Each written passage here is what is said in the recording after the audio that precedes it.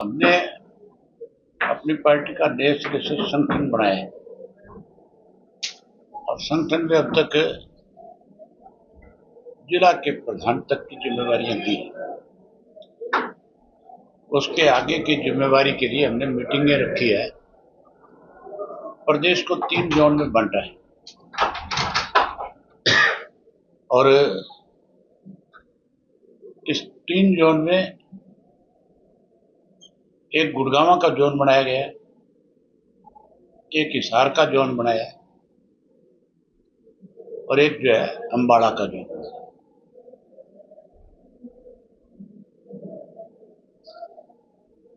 जो आपका गुड़गांव का जोन है उसमें 8 जिले हैं। गुड़गांव है, नूह है, पलवल है, फरीदाबाद है, सोनीपत है, रोहतक है, झज्जर है और रेवाड़ी है। ये 8 जिले उसमें। उन 8 जिलों में हमने प्रभारी लगाया है प्रकाश भारती जी को और कर्ण चौटाला को। वो वहां पर के उन 8 जिलों के जो हमारे पदाधिकारी हैं, स्टेट लेवल के, नेशनल लेवल के और जिला स्तर के, उनसे संपर्क करेंगे और वाकई शहरों में जिला का संयोजक किसको बनाया जाए, हल्के का संयोजक किसको बनाया जाए, उसके बारे में विचार विमर्श करेंगे, पैनल बनाएंगे और हल्के के अध्यक्षों के पैनल लेकर के आएंगे। इसी तरीके से यहाँ 7 जिलों का है। हिसार में है, आज मीटिंग हमने फतेहाबाद में करी है, लेकिन जोन हिसार इसका नाम है। इसमें सरसा, फतेहाबाद, जींद, हिसार, भिवानी, दादरी और महेंद्रगढ़, ये 7 जिले हैं। इन 7 जिलों का हमने 2 प्रभारी लगाए। नवाड़ी से विधायक आदित्य को और उमेद लोहान जी को, जो हमारे राष्ट्रीय संगठन सचिव है। इनकी मीटिंगें भी तय कर दी। 14, 15, 16 3 दिन में 7 जिलों में जाकर के पदाधिकारियों से संपर्क करेंगे और 13 तारीख को फिर हमारी अम्बाड़ा जोन की बैठक है। उसमें अम्बाड़ा जोन में भी पानीपत है, करनाल है, कुरुक्षेत्र है, यमुनानगर है, अम्बाड़ा है, कैथल है और उसके साथ पंचकुला है। ये 7 जिले।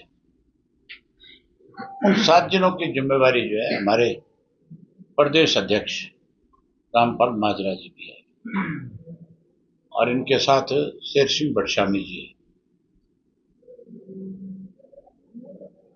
ये वहां पे 7 जिलों में जाएंगे। वैसे तो पूरा संगठन जो है प्रदेश के अध्यक्ष के नेतृत्व में बढ़ेगा।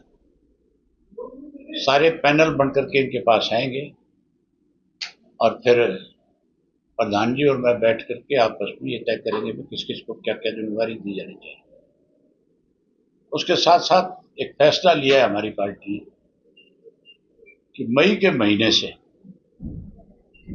मेरे पूरे प्रदेश भर के कार्यक्रम बनेंगे। मैं 90 की 90 विधानसभा क्षेत्र जो है 25 सितंबर से पहले पहले, चौधरी देवीलाल जी की जयंती से पहले पहले 90 के 90 विधानसभा क्षेत्र में लोगों से जाकर के संपर्क करूंगा। पहले चरण में हर हल्के के 20 से 30 गांव में जाऊंगा।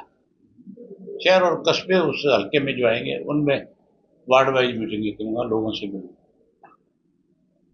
फिर दूसरे और तीसरे चरण में बाकी जो बचे हुए गांव हैं वो कंप्लीट करूंगा। अगले मई तक, 2026 तक हरियाणा प्रदेश के एक एक गांव में लोगों से जाकर के मिलेंगे और हमारी पार्टी की क्या सोच है उसके बारे में अवगत कराएंगे। भाजपा और कांग्रेस ने मिलकर के कैसे प्रदेश को लूटा है, कैसे कमजोर किया है, कैसी युवा वर्ग की अनदेखी हुई है, उन सब बातों पे लोगों के बीच में खुल करके चर्चा की।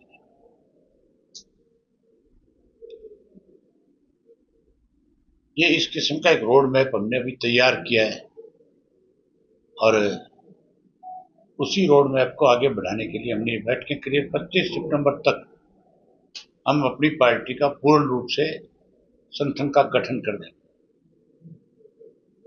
और उसके बाद मई में हम अपने कार्यक्रम शुरू कर देंगे। जो आज किसी वजह से अपने घर बैठे हैं या किसी गलतफहमी की वजह से हमें छोड़ करके किसी दूसरे के साथ चले गए, आज वह मायूस हैं, हम उन सब से संपर्क करेंगे। संपर्क अभियान हमारा चल रहा है, काफी लोगों से मिले भी हैं। यह अभियान भी हमारा 25 सितंबर तक चलता रहेगा, पेश साहब के जन्मदिन तक, और हम सबको उन्हीं जन्मदिन के लिए ही इन्वाइट करेंगे साथ ही साथ। जो आप आना जरूर, और अपने सब साथियों को लाओ, फिर से सक्रिय होकर के दोबारा से चौधरी देवीलाल की नीतियों को आगे बढ़ाओ। आपका बयान था कि अशोक अरोड़ा जी भी आना चाहें तो?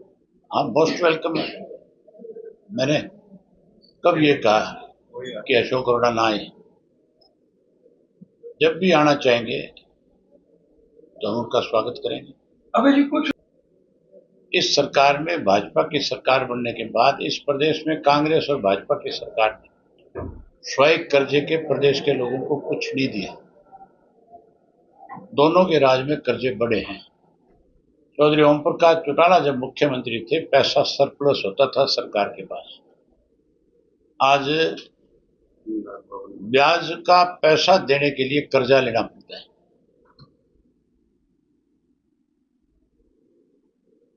हमने हमारी पार्टी का अभियान, लोगों के बीच में पार्टी का हर वक्त एक प्रेजेंस रहे, उसके लिए एक कार्यक्रम शुरू करें। विशेष जो कार्यक्रम है, जो विशेष आयोजन करेंगे, वो 1 जनवरी को चौधरी ओम प्रकाश चौटाला जी का जन्मदिन है, जिसे हम कार्यकर्ता दिवस के रूप में मनाएंगे और बूथ के सत्र तक इसको मनाने का काम करेंगे। 14 फरवरी को जो है हम युवा दिवस मनाएंगे। उस दिन ब्लड डोनेशन कैंप, कोई स्पोर्ट्स की इवेंट्स, यूनिवर्सिटीज के अंदर स्टूडेंट्स के साथ विशेष रूप से चर्चा करना, इस तरह के आयोजन करेंगे। 25 सितंबर को जननायक चौधरी देवीलाल जी की जयंती है, उसको हम सम्मान दिवस के रूप में मनाते हैं। और इसी तरह से 17 अक्टूबर, 29 अप्रैल जो हमारी पार्टी का स्थापना दिवस है, उसको भी विशेष रूप से हर घर पे झंडा अभियान चला करके मनाने का काम करें। उसके बाद 20 दिसंबर को चौधरी ओम प्रकाश चौटाला जी की पुण्यतिथि है, जिसे हम लोक पुरुष दिवस के रूप में मनाएंगे, जिसको भी बूथ सत्र तक लेकर के जाएंगे।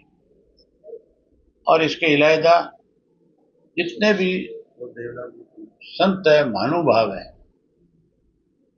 उन सबका एक कैलेंडर तैयार करेंगे और उनको भी, जो शहीद हैं हमारे देश के, उनको शहीदी दिवस के रूप में मनाएंगे। 23 मार्च को जैसे मनाते हैं भगत सिंह जी का जो शहीदी दिवस है, और संत महापुरुष जिनके नाम पे, जिनकी पुण्यतिथि मनाई जाती है, उनकी पुण्यतिथि, उनकी जन्म शताब्दी वो मनाने का काम करेंगे, जयंती मनाने का काम करेंगे। वही 20 सितंबर को हो गया, उसके बाद है हो गया सारा। संसद में वक्फ बिल पास हुआ है, आईएनएलडी का क्या स्टैंड है? भाजपा ने सबसे ज्यादा, राजनीति तो कांग्रेस ने भी जात पात की करी, जात पात के नाम पे लोगों को लड़ा करके कहीं अपना राजनीतिक स्वार्थ साधने का काम किया। लेकिन भाजपा उससे भी 2 कदम आगे निकल गई। भाजपा ने तो किसी वर्ग विशेष को छोड़ा ही नहीं, जिसको आपस में लड़ाने का काम ना किया। ये बिल भी केवल लोगों को लड़ाने के लिए है। 14 तारीख को प्रधानमंत्री आ रहे हैं, हिसार में भी करेंगे। प्रधानमंत्री आए, उनका स्वागत है। प्रधानमंत्री का इस प्रदेश से बहुत बड़ा संबंध रहा है। वो हरियाणा के लिए बड़ी सौगात दे, हरियाणा कर्ज मुक्त हो, इसके लिए अलग से पैकेज दे, और उसके साथ साथ जो लूट मचाने वाले लोग हैं उनको शाबाशी देने की बजाय उन पर शिकंजा कसे। जिन लोगों के खिलाफ इस एयरपोर्ट को लेकर के विधानसभा में चर्चाएं हुई है, उनकी इंक्वायरी कराई। जो 180 करोड़ में होने वाला काम था, जिसपे 1800 करोड़ खर्च कर दिए, उसकी इंक्वायरी हो, फिर उद्घाटन हो। बेईमान लोगों को जेल की सलाखों के पीछे भेजे।